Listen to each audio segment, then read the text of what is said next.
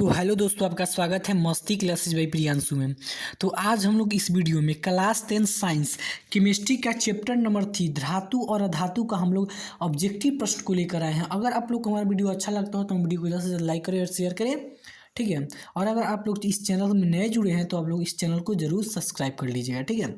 तो प्रश्न पहला कहता है कि निम्नलिखित में से किसे चाकू से काटा जा सकता है, तो लिथियम को, ऑप्शन नंबर ए। अगला प्रश्न, निम्न में से कौन उपधातु है, तो एसबी, ऑप्शन नंबर डी। अगला प्रश्न है कौन विद्युत का सर्वोत्तम सुचालक है, तो एजी मतलब सोना, ऑप्शन नंबर बी। अगला प्रश्न है कि साधारण ताप पर फास्फोरस का अणुसूत्र, तो P4, ऑप्शन नंबर डी हो जाएगा। अगला प्रश्न है 5वां नंबर प्रश्न कहता है कि धातु की प्रकृति होती है, तो विद्युत धनात्मक, ऑप्शन नंबर ए हो जाएगा। अगला प्रश्न 6ठा नंबर प्रश्न कहता है कि ग्रेफाइट होता है। ग्रेफाइट क्या होता है जी, तो ग्रेफाइट जो होता है या विद्युत का सुचालक, ऑप्शन नंबर बी। अगला प्रश्न कहता है निम्नलिखित में से कौन सा धातु अधिक अभिक्रियाशील होता है, तो पोटेशियम जो होता है के, ऑप्शन नंबर डी। अगला प्रश्न है कि निम्न में से कौन सा अधातु है, तो आपका अधातु इनमें से कौन है, तो कार्बन है, ऑप्शन नंबर डी ए हो जाएगा। अगला प्रश्न आपसे कहता है कि कौन धातु का गलनांक सबसे कम होता है, किसका गलनांक सबसे कम होता है जी, तो आपका ऑप्शन नंबर हो जाएगा बी, सोडियम का गलनांक सबसे कम होता है, ऑप्शन नंबर बी।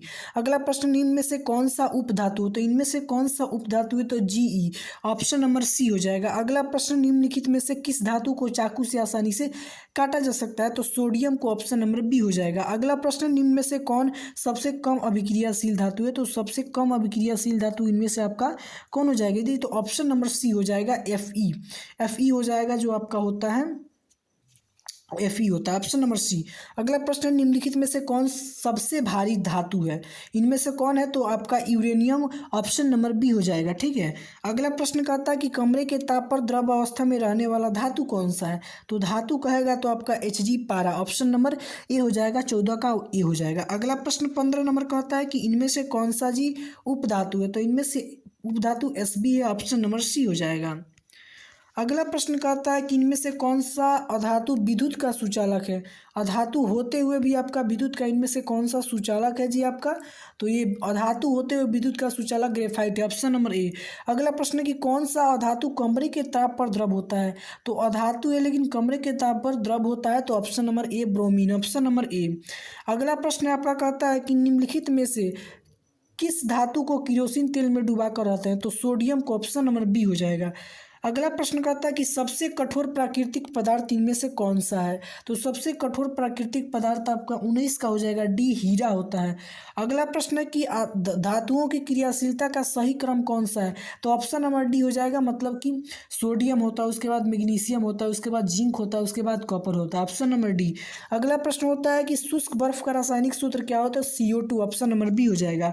अगला प्रश्न की सक्रियता श्रेणी में निम्नलिखित में से कौन सबसे अधिक क्रियाशील धातु है, तो इनमें सभी से अभिक्रियाशील जो धातु है आपका ऑप्शन नंबर ए हो जाएगा, सोडियम। अगला प्रश्न कि इनमें से कौन सा विद्युत का सुचालक है, तो विद्युत का सुचालक ग्रेफाइट है, ऑप्शन नंबर सी हो जाएगा। अगला प्रश्न कहता है कि ड्यूरोलुमिन किस धातु का मिश्र धातु है, तो किसका है, तो एल्यूमिनियम का, ऑप्शन नंबर सी हो जाएगा, ठीक है। अगला प्रश्न की ओर बढ़ते हैं कि कोई तत्व जो है वो ऑक्सीजन के साथ अभिक्रिया करके उच्च गलनांक वाला यौगिक निर्माण करता है, तो यह यौगिक जल में विलय है, तो यह तत्व कौन सा हो सकता है, आपका पहला नंबर प्रश्न है, तो इसका ऑप्शन नंबर ए हो जाएगा, कैल्शियम हो सकता है, Ca।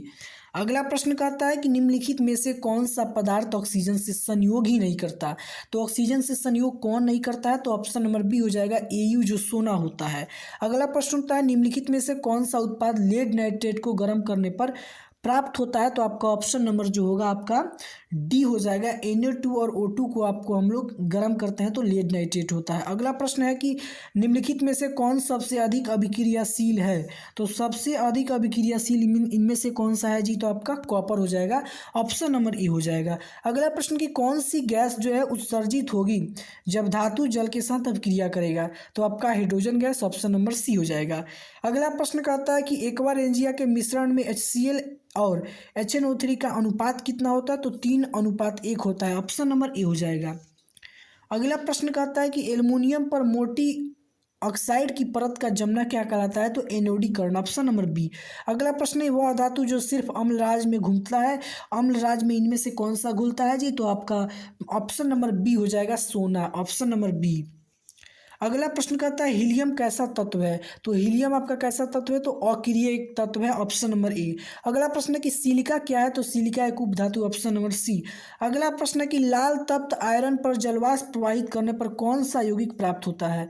तो Fe3O4, Fe3O4 आपका ऑप्शन नंबर क्या हो जाएगा जी? ऑप्शन नंबर आपका सी हो जाएगा, ठीक है, ऑप्शन नंबर सी। अगला प्रश्न कहता है कि निम्न में से कौन सा आयनिक यौगिक है? तो CaCl2। मतलब कहेगा, अगर आयनिक यौगिक कहेगा या विद्युत संयोजी यौगिक, तो इसका मतलब क्या है कि उसमें धातु और अधातु का हुआ है, ठीक है। और अगर आपका संयोजी यौगिक कह रहा है, उसके मतलब ये है कि आपका धातु अधातु और अधातु के बीच में हो रहा है, ठीक है। तो आपका ये क्या है? कैल्शियम और क्लोरीन है, मतलब धातु और अधातु के बीच है, तो आपका क्या हो जाएगा? ऑप्शन नंबर सी हो जाएगा। अगला प्रश्न है कि इलेक्ट्रॉन के हस्तांतरण से बने यौगिक को क्या कहते हैं? तो इलेक्ट्रॉन के हस्तांतरण से बने यौगिक को आपका कहते हैं क्या चीज जी? तो इसको क्या कहते हैं? इलेक्ट्रॉन के हस्तांतरण से बने यौगिक को आपका ये विद्युत संयोजी कहते हैं, ऑप्शन नंबर बी हो जाएगा। अगला प्रश्न है कि विद्युत अपघटन में इलेक्ट्रॉन मुक्त होता है कहाँ से? एनोड पर, ऑप्शन नंबर ए हो जाएगा। अगला प्रश्न की ओर बढ़ते हैं, कहता है अगला प्रश्न की विद्युत अपघटनी परिष्करण में शुद्ध धातु को बनाया जाता है किस पर जी? तो एनोड पर, ऑप्शन नंबर ए हो जाएगा। अगला प्रश्न है क्लोरीन के परमाणु के बाह्यतम कोश में इलेक्ट्रॉनों की संख्या कितनी होती है? 8 नंबर प्रश्न है, तो इसका 7 नंबर हो जाएगा आपका ऑप्शन नंबर सी। इलेक्ट्रॉनों की संख्या बाह्यतम कोश में 7 होता है। अगला प्रश्न की ओर बढ़ते हैं। अगला प्रश्न कहता है कि सोडियम का परमाणु संख्या कितना होता है? तो 11 होता है, ऑप्शन नंबर ए हो जाएगा। अगला प्रश्न कि ऐसा तत्व जो इलेक्ट्रॉन को त्याग करके धन आयन बनाता है उसे क्या कहते हैं? धातु, ऑप्शन नंबर बी। अगला प्रश्न कि ऑक्सीजन की संयोजकता कितनी होती है? तो आपका 2 हो जाएगा, ऑप्शन नंबर सी। अगला प्रश्न कि सोना का परमाणु संख्या कितना होता है? तो सोना का जो परमाणु संख्या होता है वो आपका हो जाता है 79 होता है, ऑप्शन नंबर सी हो जाएगा। अगला प्रश्न निम्नलिखित में से कौन अक्रिय गैस है? तो हीलियम है, ऑप्शन नंबर बी। अगला प्रश्न कि गंधक का परमाणु संख्या कितना होता है? तो गंधक जो होता है इसकी परमाणु संख्या होती है 16, ऑप्शन नंबर सी। अगला प्रश्न लोहे की परमाणु संख्या कितनी होती है? तो 26, ऑप्शन नंबर बी हो जाएगा, 15 का बी। अगला प्रश्न कहता है कि निम्नलिखित में से किस तत्व में संयोजी इलेक्ट्रॉनों की संख्या अधिक होती है? तो संयोजी इलेक्ट्रॉनों की संख्या इनमें से किस में अधिक होती है? तो फास्फोरस, पी में, ऑप्शन नंबर सी हो जाएगा। अगला प्रश्न की ओर बढ़ते हैं। अगला प्रश्न आपका कहता है कि निम्न में से कौन अधातु है? तो इसमें से कौन सा जी जो है वो अधातु है? ऑप्शन नंबर आपका हो जाएगा B, phosphorus, option number B हो जाएगा। अगला प्रश्न कहता है कि निम्नलिखित में से किस कारण से सामान्य नमक का जो जलीय घोल होता है विद्युत का सुचालक होता है? तो ये ऑप्शन नंबर बी, धन आवेश एवं ऋण आवेश दोनों की परिवर्तित दिशा गतियों के कारण, ऑप्शन नंबर बी हो जाएगा। अगला प्रश्न कि सोडियम फास्फेट की अणु सूत्र क्या होता है? तो Na3PO4, ऑप्शन नंबर बी। अगला प्रश्न का होता है कि पारे का अयस्क है, पारे का अयस्क इनमें से कौन सा है? तो पारे का जो अयस्क है आपका सीने बार, ऑप्शन नंबर डी हो जाएगा। अगला प्रश्न बॉक्साइट किस धातु का महत्वपूर्ण ऑक्साइड है? तो आपका बॉक्साइट है एल्युमिनियम का, ऑप्शन नंबर सी। अगला प्रश्न कहता है जस्ता का अयस्क क्या है? तो जस्ता का अयस्क zinc blende, option number B. अगला प्रश्न कहता है कि जिंक ब्लेड इनमें से किस धातु का अयस्क है? तो जिंक का, ऑप्शन नंबर बी हो जाएगा। अगला प्रश्न है कि क्यूरोपाइट इनमें से किस धातु का अयस्क है? तो क्यूरोपाइट जो है आपका, ये आपका प्रश्न हो जाएगा, क्यूरोपाइट जो है एल्यूमिनियम का शायद एल्यूमिनियम का ही होगा। 5 नंबर का एल्युमिनियम हो जाएगा, ठीक है, 5 नंबर का एल्यूमिनियम ही हो जाएगा। क्यूरोपाइट जो है आपका 5 का आपका आंसर हो जाएगा, ये नहीं, ये आपका कॉपर हो जाएगा, ऑप्शन नंबर सी। अगला प्रश्न है कि मिश्र धातु जिसमें कॉपर और टीन उसका क्या नाम है? तो कॉपर और टीन के मिलने से आपका बनता है कांसा, ऑप्शन नंबर डी हो जाएगा, ठीक है। अगला प्रश्न कहता है कि बॉक्साइट निम्नलिखित से किस धातु का अयस्क है? बॉक्साइट जो है आपका किसका अयस्क है जी? तो एल्यूमिनियम का, ऑप्शन नंबर सी। अगला प्रश्न कि यशद पुष्प क्या है? तो यशद पुष्प जो है ZnSO4, ऑप्शन नंबर डी। अगला प्रश्न है कि कैलेमाइन किसका अयस्क है? तो कैलेमाइन जो है या जिंकाइड, ये सारा आपका जिंक का ही है, ऑप्शन नंबर ए हो जाएगा। अगला प्रश्न कि जल के वैद्युत अपघटन में कैथोड पर कौन सी गैस मुक्त होती है? तो hydrogen gas, option number B हो जाएगा। अगला प्रश्न कहता है 11वां नंबर की मालाचाइट किस धातु का अयस्क है? तो ये जो आपका 11वां नंबर प्रश्न है इसका ऑप्शन नंबर बी हो जाएगा, कॉपर का है। अगला प्रश्न कहता है कि सीसा और टीन के मिलने से क्या बनता है, तो सीसा और टीन के मिलने से आपका कौन क्या बनता है जी, तो आपका सोल्डर बनता है। ऑप्शन नंबर ए हो जाएगा, ठीक है। अगला प्रश्न कहता है कि शुद्ध सोना का व्यक्त किया जाता है, तो शुद्ध सोना को 24 कैरेट से। Option number B. अगला प्रश्न है स्टेनलेस स्टील मिश्र धातु है, किसका मिश्र धातु है जी, तो आपका लोहा का। ऑप्शन नंबर ए हो जाएगा। अगला प्रश्न है कि लोहा एवं इस्पात को जंग से सुरक्षित करने के लिए उस पर किस धातु की परत चढ़ाई जाती है, तो हम लोग जिंक का चढ़ाते हैं। ऑप्शन नंबर डी हो जाएगा। अगला प्रश्न कहता है कि लोहा के फ्राइंग पैन के जंग से बचाने के लिए निम्न में से कौन सी विधि उपयुक्त की जाती है, तो जिंक की परत चढ़ा करके। Option number C. अगला प्रश्न कहता है आभूषण बनाने के लिए सोना होता है, तो 24 कैरेट का। ऑप्शन नंबर ए हो जाएगा।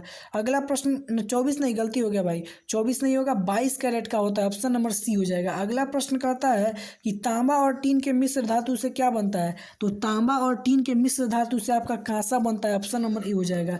अगला प्रश्न कहता है कि स्टेनलेस स्टील में लोहा और कार्बन के अतिरिक्त अन्य तत्व क्या क्या रहता है, तो आपका निकेल और क्रोमियम। ऑप्शन नंबर सी।